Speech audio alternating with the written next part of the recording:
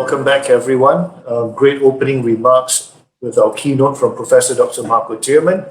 Moving right along, we've got our next expert panel. So we've got four very learned individuals who are going to be sharing their views with us on halal supply chain technology, and especially interesting around halal blockchain, traceability, and security. It's going to be a panel session. It's going to be led by Stephanie Krishnan, who's also another regular at LogiSYM. Stephanie hails from Australia originally and is currently Research Director Asia Pacific for IDC. Stephanie, over to you. Thank you, Ramon, and thank you to everyone. As Ramon said, we're here to talk about the halal supply chain technology, halal blockchain traceability and security. Today with me, I have our participants, Mr. Thomas Guerrero, Manager of the Halal Trade and Marketing Center, Chris Long, Regional Sales Manager at Honeywell Logistics Solutions, Dr. Rushdie Siddiqui, Co-founder and CEO at iPortal Live, and Dr. Albert Tan, Associate Professor at Malaysia Institute of Supply Chain Innovation. Welcome, gentlemen. Now, I'd just like to start off. We have a number of questions for our discussion, but what I would like to do is just do an opening perspective. I mean, we've heard a lot about the impact of different technology. We will hear a lot about the impact of different technologies on the halal supply chain. In terms of where the industry is now, maybe you could just each of you give an opening perspective. And if I could start with you, Dr. Albert.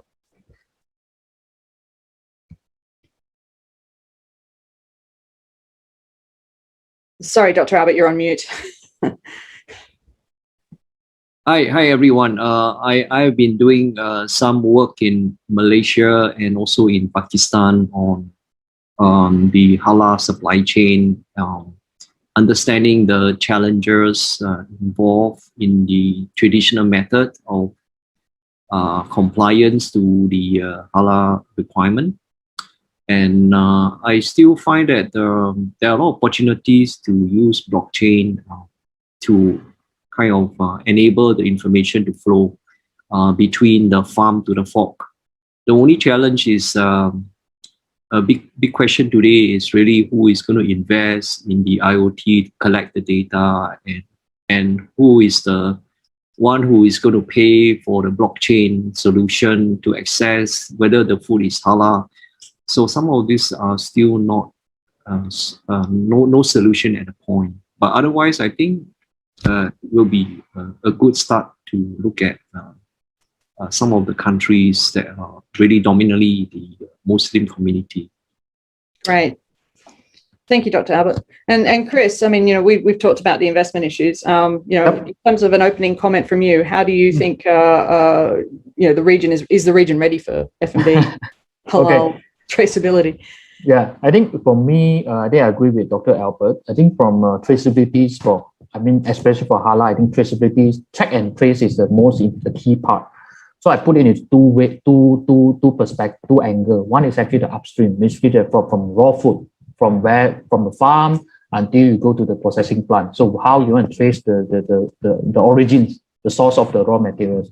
So after you finish the goods, then you transport to the warehouse to do a distribution and all this, and how you want to make sure that when you are storing, are you following the halal's rule and regulation? For example, it shouldn't be mixed with the non-halal food. That's one thing. And how you want to handle it when using technology. For example, there's a lot of technologies available in the market. I think that's one thing. I think come back to the second question, other than investment, the challenges, I think the top important is actually the knowledge and also the competency. I was talking competency means that the people that we know the technologies and how to apply in the business know-how. And actually, this is a gap that is missing. Even we come across, talk to some of customers, they are willing to invest, but they do not have the knowledge how blockchains can help them. And when they know, then who can help them to do that? Then the competency is a gap. So I think that is a part that have to fix the gap before the investors or the businessmen, they are willing to invest in this kind of also, because invest in a solution is not easy, because not only money, you need to put in the asset, you put in the people, and it's talking about 2 to 3 years investment. Then for us, myself is from a software background. So when we want to build from one software from zero to something, for first 3 years, it's almost like investment. You don't expect any any return, any ROI from that because it's purely R&D, research, and also innovation, development, and all this. So that is where a lot of people or investors, they're very reluctant to take this part. So that's my comment. Yep. Yeah. So we'll definitely unpack that a little later down the track as we talk about the tolerance for that. Now, Dr. Rushdi, if I could segue to you and we could talk a little bit about some of the challenges that you see affecting customer and consumer perceptions with regards to this. Well, the existing narrative of halal is about halal certification bodies and halal certificates. But halal doesn't operate in a vacuum of those two things. It operates in a macro world, and the macro world today encompasses climate change, and the antidote to climate change, which is sustainability. So for a segment of this particular space, there's a concern of what is the carbon footprint of the halal industry, because the Muslim world as a whole is a net importer of food. Food is coming from Brazil and Australia and New Zealand and the US and Netherlands into the Gulf countries, into Malaysia. So you've got upstream carbon footprint, and then you've got the food mileage issue. And this is a concern. Why this is a concern?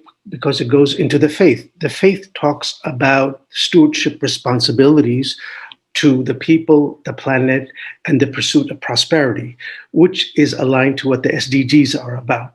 So when you're talking about halal, it isn't just a certification or certification body. It is a bigger issue, and that bigger issue is responsible consumption. And I think that the young generation, Gen M, which is this bulge bracket demographics, is going to increasingly vote for halal to move towards being more carbon conscious. Great, thank you for that. And Tomas, if we're going to round out with you and your comments on perhaps starting with the opening challenges and constraints that you see around it. You're on mute, sorry. Sure, thank you so much, Stephanie. Good afternoon, everyone. Yeah, well, controlling the production of halal consumer goods has been the main concern of halal authorities in the 57 YC countries. But now some of these halal authorities have become also concerned about the storage and transportation of these halal products. No, well, the lack of mandatory halal standards requiring halal certified companies to use halal logistics and transport services to marketing and distribute their halal products is sometimes causing or generating cross-contamination issues, which shatter the good work done by companies many times, undermining also consumer trust in these products, and obviously also calls into question the work of the halal traceability system based on from farm to fork. Right, thank you.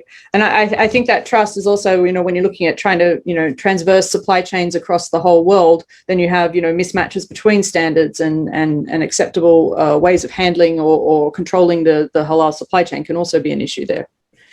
Yeah. So and coming to that, the requirements for halal logistics are often associated with things like transportation and cargo and warehouses. But, in reality, it does continue through suppliers, through manufacturers, distributors, and retailers, right? So in terms of points of failure, Tomas, that you think require attention, perhaps you could elaborate a little bit on that for us. Sure. Well, the integrative vision of Islam reaches all aspects related to consumer goods, including the logistics chain, handling, storage, transport, and the distribution processes. This fact is so important considering that many of the 57 Muslim majority countries, especially in the North Africa and Middle East regions, are importing a large percentage of the goods that they are consuming. They are highly dependent on external sources and have deficit trade balances.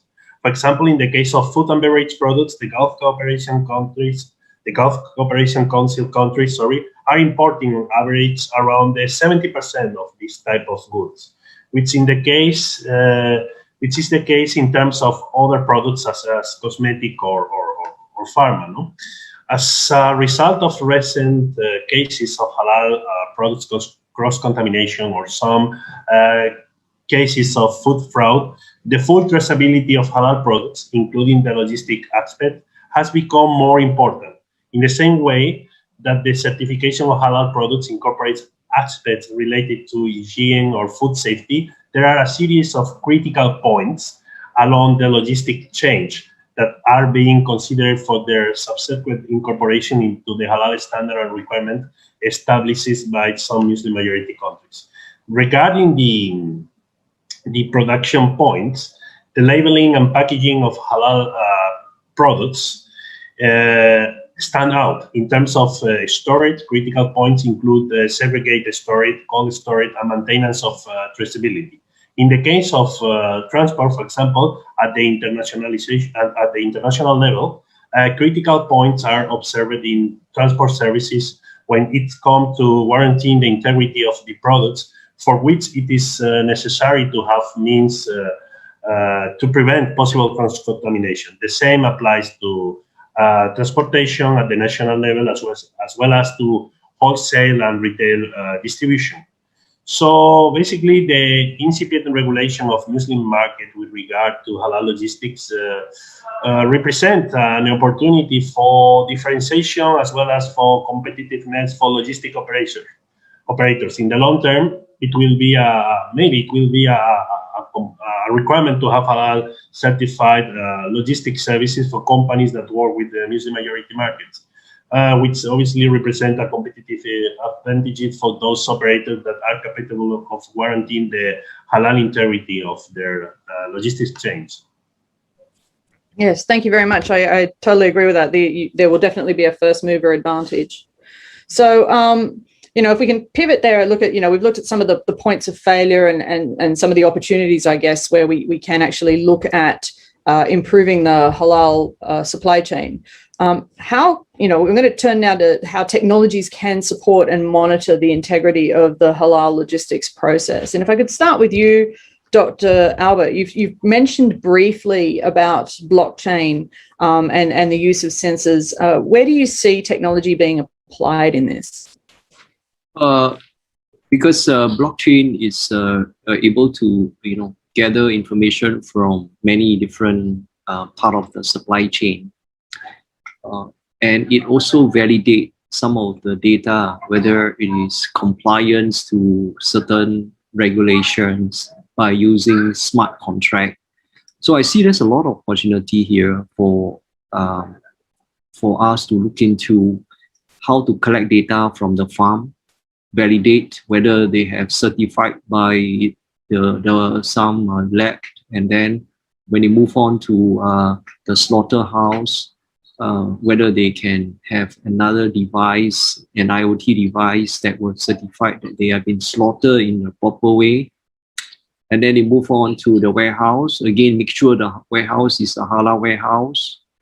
And then before they are moved to the retail. So at each point of the critical point, we can collect data and accumulate it onto the blockchain.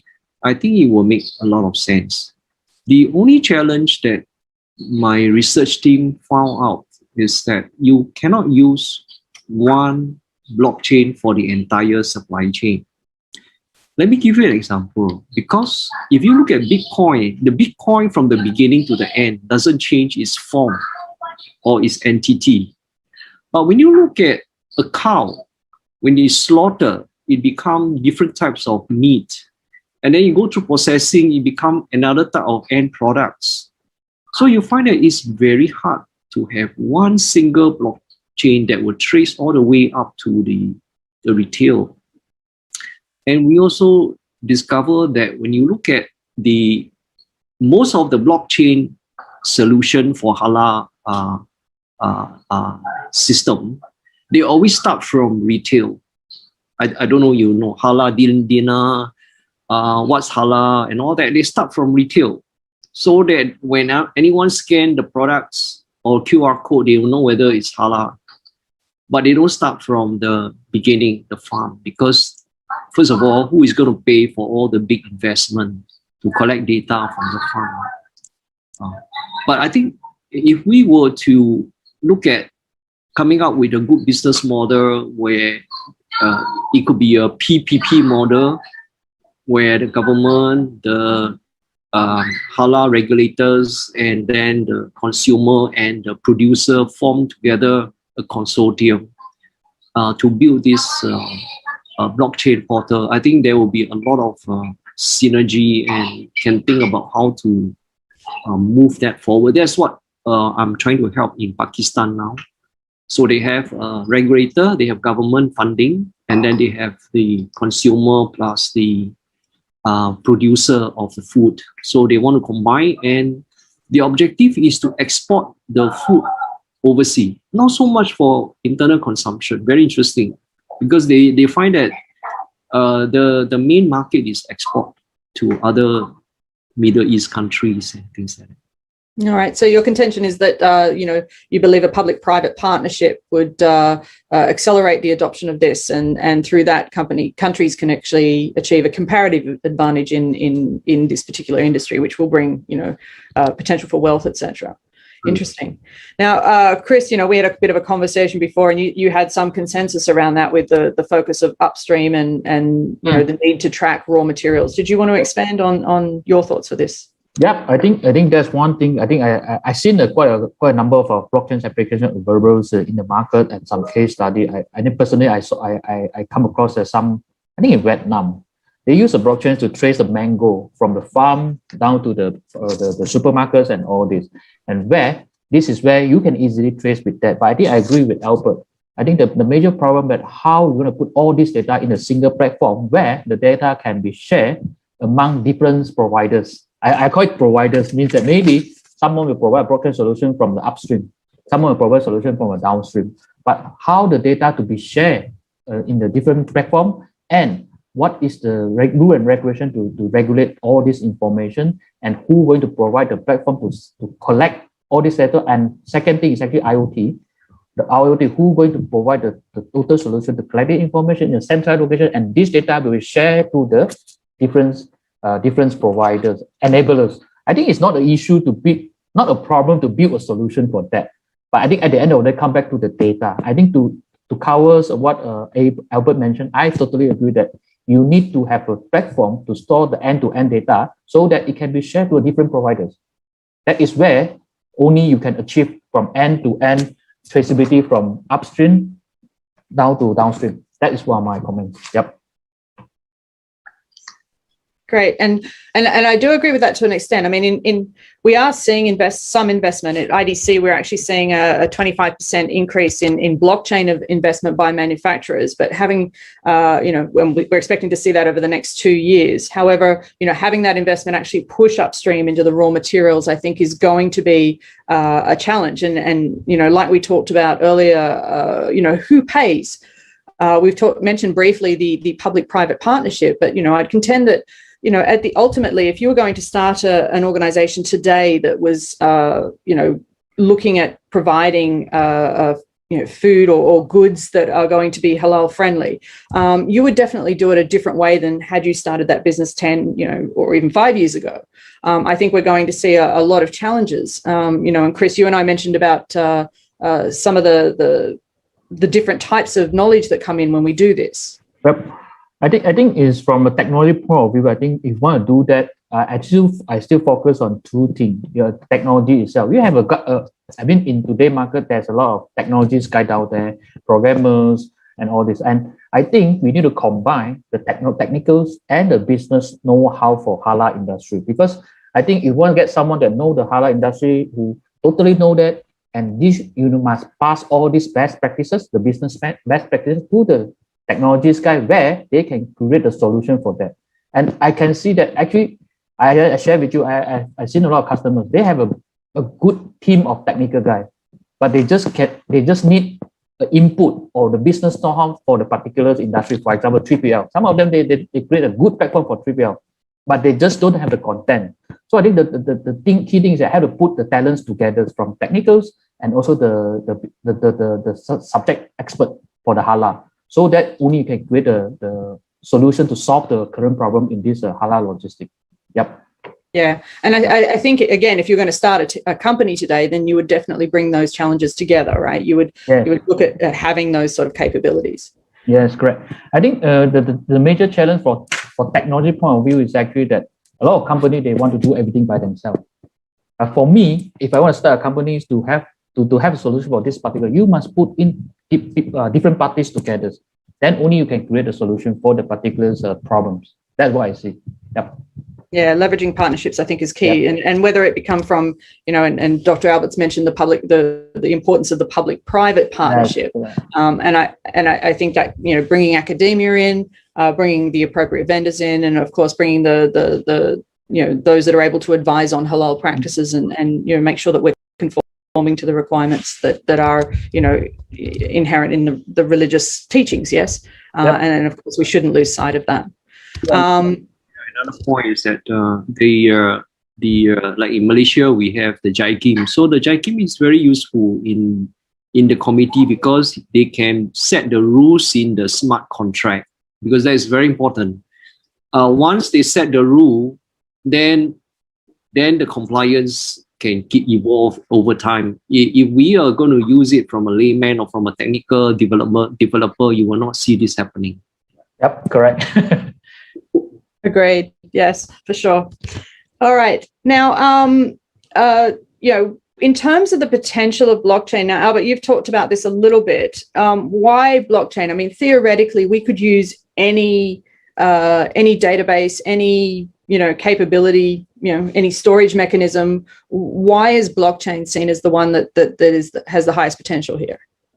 I guess the main feature of blockchain is one of them is immutability. Basically, once the data is stored, you cannot change. But that also create another set of issues, which we can talk about that later. Another set is that it is decentralized. So the moment somebody update the data, everybody can read them, and then they can know the latest real-time status of the information. This is again very powerful in blockchain, decentralized ledger technology, distributed ledger technology. And the third one is security. You cannot duplicate the information, or you cannot even manipulate the data. So again, these are few things that you will not be able to duplicate with an ERP solution or any turnkey solution easily. Yeah. So I think and also, I think the last part, which is a smart contract, which is the most beautiful part in blockchain, is that once we can update all our halal requirement into the smart contract, it automatically validates the blockchain system from the data that they collect. So this is something, again, you cannot find a turnkey solution that can solve all these at one go. Yeah. But all these features are built towards supporting this kind of environment, I guess. So, great, thank you. Now, you've mentioned a number of different features, and I guess for a lot of companies, blockchain might seem to be quite technical. Now, I've just had a question come out, and I'm putting it out for anybody to answer. What efforts are in place to bring small suppliers, or how can small suppliers come up to speed with processes or technologies? Because this is often the sort of digital transformation is associated with large organizations and the sort of capabilities they might be able to build. Is blockchain accessible to small suppliers, and how can they get across it? Stephanie, if I could chime in on that, if you don't Sure. mind. So several years ago, I ran a halal e-commerce platform out of Malaysia when I was living there. And the challenge with this particular space was the authenticity and vetting of that supplier and their products. The SMEs, especially the S and the micro S in this space, they basically are in the analog world. You're trying to basically now bring them into the digital world. If you bring them into the digital world, you have to bring their supplier and their customer That's why the halal e-commerce platforms have not taken off as expected, because everything is offline, and migrating the seller online means you got to migrate the supplier and the customer, and that's a huge infrastructure and mindset change. And it has to be done, but it's going to take time. That's the first thing. The other thing that I thought that is extremely important for me to chime in on based upon my experience in this space was if you basically do the use case and have applied for blockchain, it's going to add to the price of the end product, right? Because you're injecting another element into the formula. The halal space at the masses is a price-sensitive market.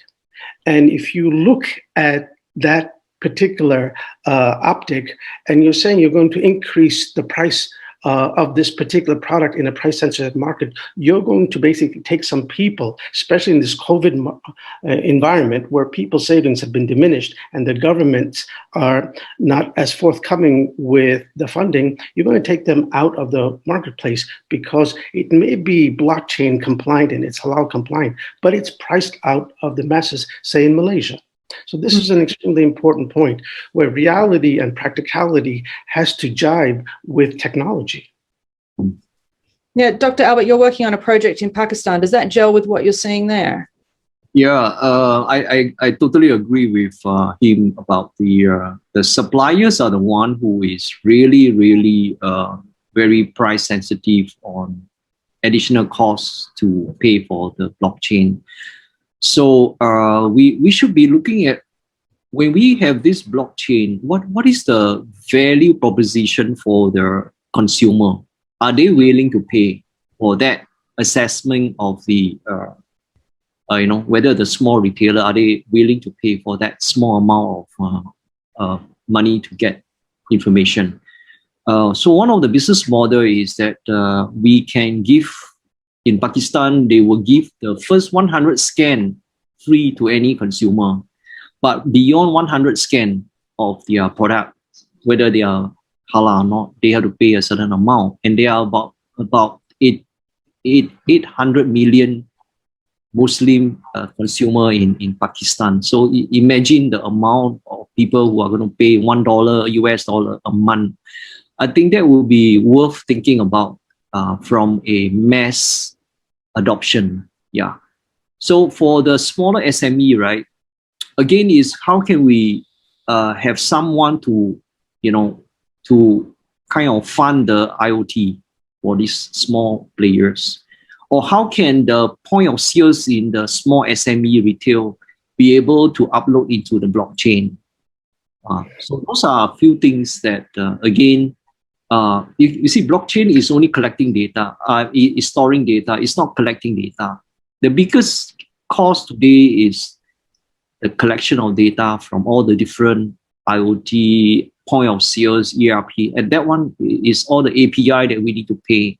Somebody have to pay for the API to connect all this to the blockchain. Yeah, but I think as I mentioned, I think a few years ago in Malaysia there was a chocolate factory. I don't know if you all heard or not. Someone accused them that their chocolates are not halal, and then for 1 or 2 months, their sales went down quite a lot. And then after they were proven that they are innocent, they only came back to. I met the senior over there. After that, they say they only can get back 60% of their market share that they used to have.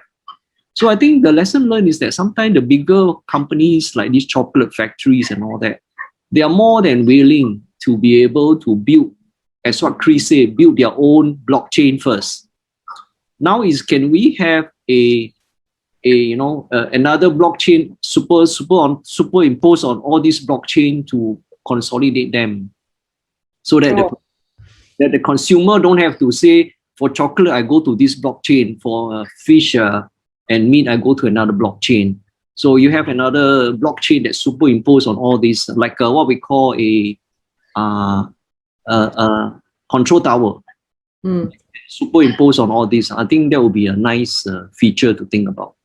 I think this comes back to Tomas's point earlier about the need for standardization or some sort of at least cross understanding, perhaps. Yeah. Now, I just want to segue a little bit into the idea of, we talked about some of the major hurdles to adoption. Chris, you've mentioned knowledge and best practices. If a company is going to go down this route, what sort of knowledge, is it knowledge about the standards that Tomas has mentioned? Is it knowledge about the sustainability side? Is it the technical knowledge that you think they're lacking? Where does this knowledge need to be built up? I think they're put in two parts. One is actually, I don't see you have any problem on the technical part where you're going to find the right person to build a solution. I think there's a bunch of expert is down there. I think the most important that we need to know what is the end-to-end processes and what is the key thing in the Halal's logistic. Because I think just now Albert mentioned this one cannot have a mistake, because once you miss one mistake, actually the reputations of the product itself is gone. I mean, I'm from Malaysia, I know, because it's very sensitive issue. If your product claimed to be halal but you've been found it's not halal, it's a big offense. I mean, that is a big issue. So I think that is where we need someone that really expert to provide all this information from end to end, how to put in the best practices and also the business know-how for this halal logistic into the solution itself. I think that is where I will say that we need to get someone to work together with that. I don't see technical as the issue, because I think in today's world you can easily get a group of people who can do whatever technology you have. As I share with you, I have a client that in Indonesia, they are a group of IT people, young IT people. It's about 20, 25, 36. They're back from US and they form a company doing logistics, and none of them know about logistics, about 3PL. But the good thing is they found a subject expert who can tell them how they should build the process flows and also the best practice into their platform. And 4 years time, they are now booming in Indonesia. That is a real, I think that's why I say technicals and the business know-how have to combine together. Only you can have the right solution for the particular industry. Maybe it's not only for halal, but for other industry. But for me, I think halal, there's a big market, not only from the raw materials, food, for example, pharmaceuticals, the medicines, your cosmetic. That is all the big market in the whole. For me, I look at that as a big market share for that. Yeah. Great, thank you. Now, Dr. Rushdie, you've mentioned climate issues and the carbon footprint and food mileage. Do you see any opportunities for technology to support halal logistics and enable the environmental sustainability in the halal food supply chain and address the food mileage that food is going through? All we can do is try and put forth hypothesis at the end of the day. So food is produced in the Brazils and the Netherlands and so on and so forth, and it's put on cargo ships, and they are using bunker fuel, which is polluting fuel often, and that is contributing to the carbon emissions. So the halal food is directly contributing to carbon emissions. So yes, you can get cleaner fuels, but it may cost more, which means the price of the product goes up. But in this particular space, you can also have carbon offsets, which is common, and it is being utilized every day. So it's important to inject this type of conversation into the halal space, because the narrative has to explain. At the production level, if we can localize production by looking at vertical farms, hydroponic farming, 3D printing, if we look at cellular-based meats, plant-based meats, the challenge is scale, which is a function of funding. So if we take a pilot, say in Malaysia, a halal hub globally, and they basically said that, let's try this and let's see how much of the carbon emissions associated with the halal food is reduced. And in localizing, you're also having a multiplier effect of jobs locally. Right? So the way to look at halal isn't just standards, because the standards aren't there. So what are you going to put into blockchain and smart contracts? Right? Ask the man on the street about blockchain and halal. They're going to give you, what are you talking about? Look, you talk to them about JAKIM, which is the standardization body in Malaysia. they feel more comfortable. The Cadbury example that Dr. Tan mentioned was rescued because of Jakim. Even if blockchain was around there, people still feel comfortable with what they know, which has been around, versus technology. Because in their mind, the mindset is, if it's not broke, what are you fixing? Sorry, ultimately, yes. And I think that's a hurdle that we're going to have to get over, even as as a race, well, as a species, right? Not just a race. I think it's going to be something that we all need to address. And I think some of the technologies that you brought in, especially around reducing that food mileage, is going to be critical there. Yeah. Now, at IDC, sorry, was there another? No, Stephanie, I would like to add something, because we were speaking about the standards regulating halal logistics. So I think we have another issue.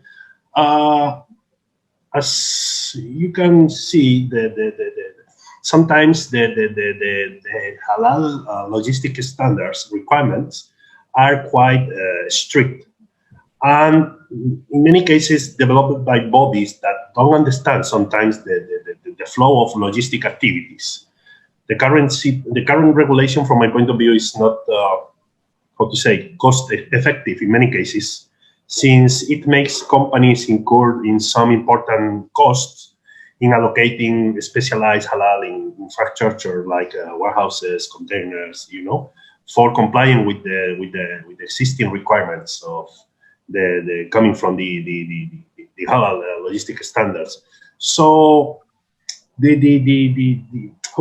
first of all, we have only two standards for halal logistics, the Malaysian ones, and now we also have the SMIC ones.